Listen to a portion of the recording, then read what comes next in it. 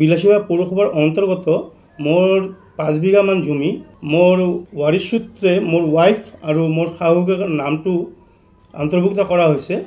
আমার জমি যেটো আছে সেইটো হল দাগ নম্বর 277, 278, 279 আর 336, পাট্টা নম্বর হল 191। এই জমিটোর যেটো কি আছে আপনার 4 বিঘা 1 কাঠা 11 লেচা জমি। নাট মণ্ডল যিজন আছে নলিনৰঞ্জন মণ্ডল তেওঁ বিশেষ সম্প্ৰদায়ৰ মানুহৰ অধিকাৰ থকা বুলি বা আপোনাৰ লেণ্ডটো মানে সিহঁতৰ আণ্ডাৰত থকা বুলি তেওঁ ৰিপৰ্ট এটা দিছে।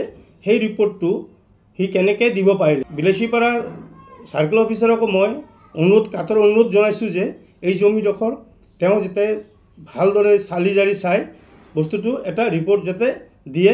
আমাৰ পৈতৃক সম্পত্তি এই পৈতৃক সম্পত্তিটো কেনেকৈ বেলেগ মানুহৰ বেলেগ সম্প্ৰদায়ৰ মানুহে কেনেকৈ পায়, কেনেকৈ এইটো কৰিব পাৰিলে তাৰ কাৰণে উচিত তদন্ত কৰিব লাগে। ঠাইডোখৰ মোৰ এটা ঘৰ আছে, আমি মিউনিচিপালিটি টেক্স দি আছোঁ, আমাৰ লাইটৰ বিল আছে, আমি ইলেক্ট্ৰিচিটি লাইট বিল চলাই আছোঁ, আমাৰ সব আছে। তাতে মানুহৰ কাৰো দখলত নাই। কিন্তু মণ্ডলে কৈ আছে যে তাতে দখল বুলি সিহঁতে কলমতে দেখাই আছে, খাতা কলমত দেখাই আছে যে সিহঁতৰ ক'তবা মানে দখল থকা বুলি ৰিপৰ্ট দিছে। সেইকাৰণে আমি চক্ৰ বিষয়া মহাশয়ক মই জনাওঁ যে এইটো যাতে তদন্ত কৰি বস্তুটো আমাক ফেভাৰত যাতে ৰিপৰ্টটো দিয়ে।